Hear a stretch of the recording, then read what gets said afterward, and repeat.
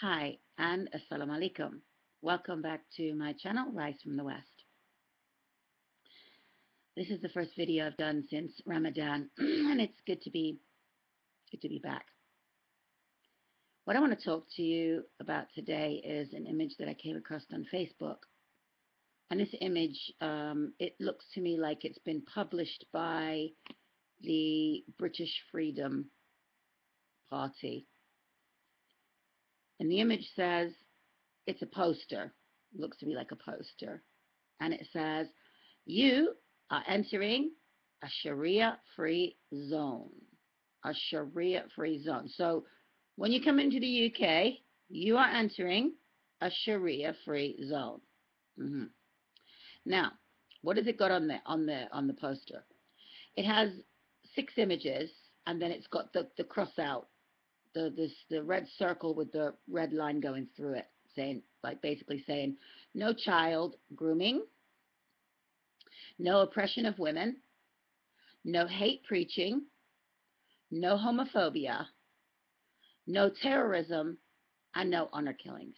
Okay, and this is meant to be a Sharia-free zone. By this poster, what this poster is saying is that child grooming, oppression of women, hate preaching, homophobia, terrorism, honor killings are all a part of Islam. Okay, now,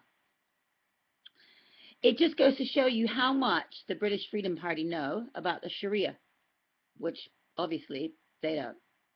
They don't know much. And if they do, they're lying to their followers.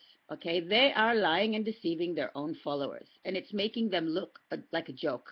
It's making them look like no better than any other government that is deceiving their followers. It's quite interesting because nothing on this poster has anything to do with the Sharia, other than a mention of homophobia. Now, I'm going to go over each item on that poster and show you how it has nothing to do with Islam. Now, first of all, it says no grooming. Well, sorry, but every day in Western society, the children are being groomed by the over-sexualization in the media.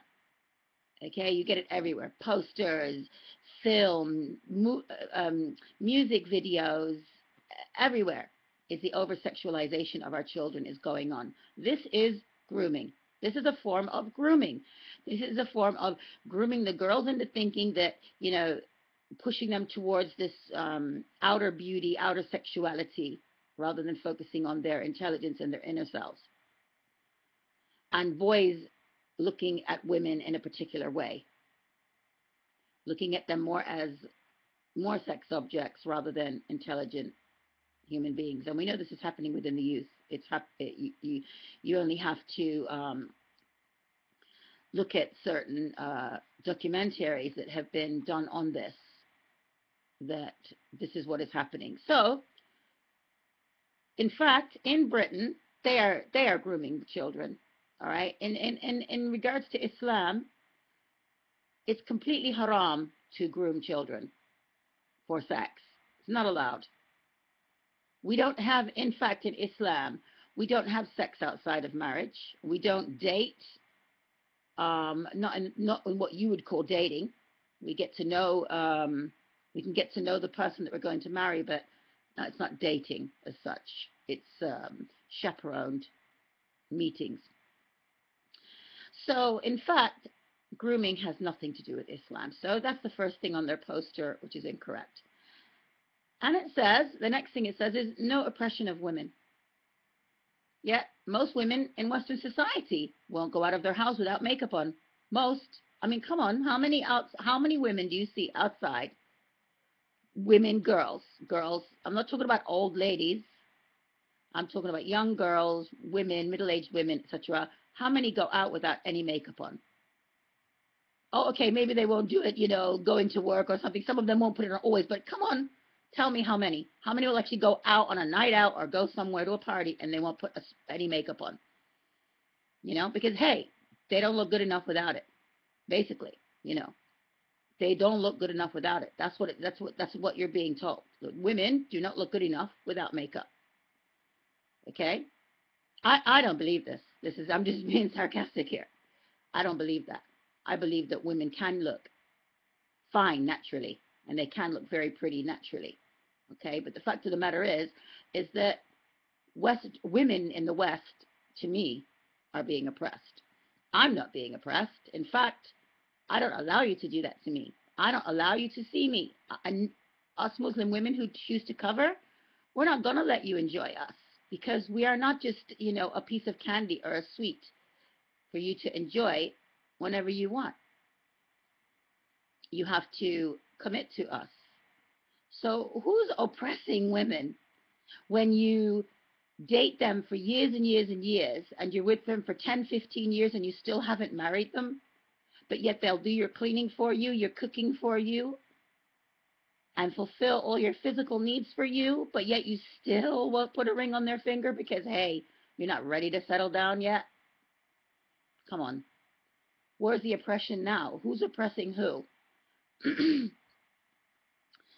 next aspect on this poster, it says no hate preaching. No hate preaching. Yeah. All groups like the EDL, British Freedom Party, all they do is preach hate. That's all they do. And in fact, all you have to do is even just go online and see how people talk to each other. To me, that's hate, preaching hate against the other people. You may have had, if there was one Muslim preacher, two Muslim preachers, whatever, saying this or saying that, they may have preached hate towards a system, okay? And maybe they have said things, that seemed like they were hating all the people. This isn't part of Islam. We hate what goes against the laws of God. We don't always hate the people. It's not easy to hate someone. You have to have a reason for hating. You hate what they do. God loves his creation, but he doesn't love always what they do. Okay, so preaching hate, and even so, it's like, why don't they ever publicize the Islamic preachers, imams, what we call them, imams or scholars, or even just speakers? Why don't they ever publicize those who are speaking good and speaking good things about society, about how we are supposed to benefit our community, how we are supposed to help those that need our help, Muslim, non-Muslim, it doesn't matter. There's plenty of them saying that. So when they talk about no hate preaching, they need to, that's what you call, what is it, the pan calling the kettle black or something like that? They do it. And in fact, they tell lies. They're lying.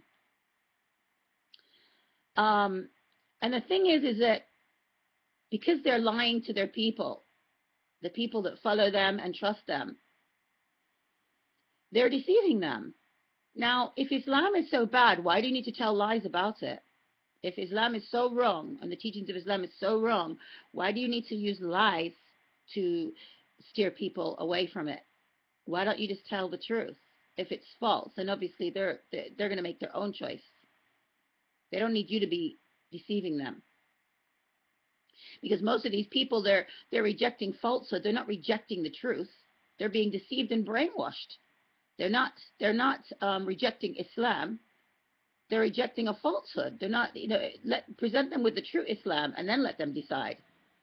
If I was presented with these kinds of, if I wasn't a Muslim and someone presented me with these kinds of facts about Islam, I wouldn't accept it either.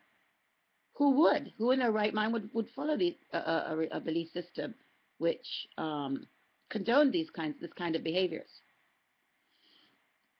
Now, the next point on the poster is no terrorism.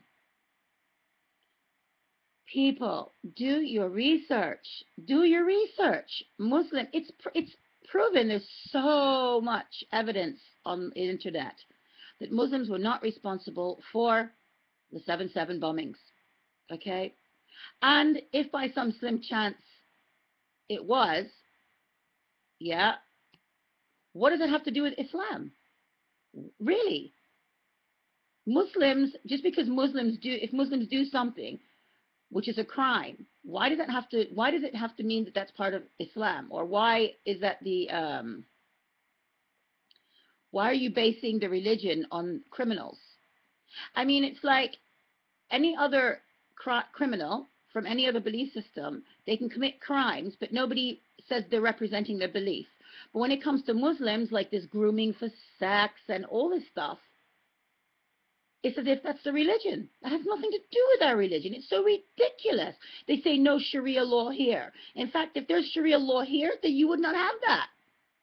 These men would be severely punished, severely, not just thrown in prison for a couple of years. They would be severely punished if found guilty for what they're doing. So, you can't partner these crimes up with the teachings of Islam just because the people that do that have the name Muslim. I mean, I think, basically, if we was to get rid of, it's like saying that we in the UK, we should get rid of every single male between the ages of 18 and 40.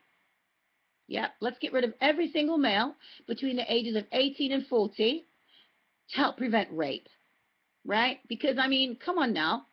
Because some men rape, that must mean that all men rape? Or that's the belief system of the UK? That's the belief system of the British people? That because some men rape, all men rape? That must be the case. Oh my God, don't let your daughters out. Don't let your women out at all. Because the British male, they rape. Because there are some between the ages of 18 and 40 that do it. It's ridiculous, right, to think that. It's ridiculous to say that all of the British men rape because there are men that do so. It's the same thing in regards to Islam. Just because Muslims do crimes, we can't say that they're representing Islam. I mean, we need to have a no rape zone, right? No rape zone. But nah, that would be silly. Really silly. Now, the next point is no to honor killings. Yeah, we agree. No to honor killings. Honor killings is a big sin according to Islamic law, Sharia law. Not Muslimic law, not Iraqi law, but Islamic law. Honor killings is a sin. And the person who does this is going to be punished. And they could be punished by death. We don't, people who are sincerely guilty of a crime, they get punished. They don't just get, free 3 meals a day and education and everything else in prison. Because they don't always seem to be, do any better when they go into prison. So we look at that, they say no honor killings. But hey, why aren't the EDL and the British Freedom Party saying no youth gang killings? What about that? What about all these gangs, these groups that are killing each other, these youth that are stabbing each other for nothing? I mean, thank God we haven't had, it's quieting down a lot in my area anyway. But we have one just the other day, another youth killing. But you don't hear them shouting that out. No youth gang killings, no. I mean, they're just as devastating. Young person being killed for nothing. I mean, who knows? Maybe it's because they're not British. They're not English. Who knows? And did I miss one? Oh, yeah. I think I did miss one. I skipped on one. I skipped plus one. No homophobia. Right. Islam, sexual interaction between 2 males and 2 females is forbidden in Islam. Okay. First of all, a male cannot marry a male in Islam, and a female cannot marry a female in Islam. Anybody who has sex outside of marriage is committing a sin, therefore they are punished. If they don't commit the sin, they're not punished. You don't just get killed or thrown in prison or whatever you think goes on under the Islamic Sharia law just because someone accuses you of something or just because you had an idea or a thought or a feeling. In fact, even the laws of adultery in Islam, they're almost impossible to uh, um, prove, okay? To fulfill all the conditions. You say you use stoning. To fulfill the conditions of stoning, it's almost impossible, okay? So in regards to homosexuality, these people would have to be, it couldn't be just someone says someone says that person's gay, etc., etc., and then that's it. They're just going to be hung up and that's it. No. All right? You may not agree with it. Okay? You may not agree with it. I tend to, if the Creator says it's so, then it is. I'm not going to argue with the Creator because my life is in the Creator's hands and my next life is in His hands. So if you want to have, argue, say, well, that's not right, this, that, and that, well, that's your choice. But I choose not to argue with the Creator. And He says that males should not bed down with males and females should not bed down with females. So that's really all I have to say on that. I think I covered all the parts of that poster, Sharia-free zone. And I think it just goes to show how much Sharia there is in Islam. Yes, there is. Mr. EDL and Mr. British Freedom Party. There's a lot of Sharia in Britain already. You just don't know it because you seem to think that Sharia just has to do with a specific type of law. It's everything. Even that we have to pray, that's Sharia law. Okay? That we have to eat halal meat, that's Sharia law. You've been bamboozled into thinking Sharia law just has to do with some, extreme laws and rules. No. Animal rights, Sharia law. Protecting the environment, Sharia law. So you're saying no Sharia zone. So basically you're saying, well, we want a zone where animals are not protected, where the environment's not protected, where women are not protected, children are not protected, rape's allowed to go on. What you're saying is ridiculous, really. And it shows that you don't know anything about Sharia law. Nothing. And your poor people are being deceived. And I pray to God, I pray to Allah that He guides you and shows you the truth and that you accept it and you become a Muslim and you follow Al-Islam. Thank you for watching and till next time. Assalamu alaikum and goodbye.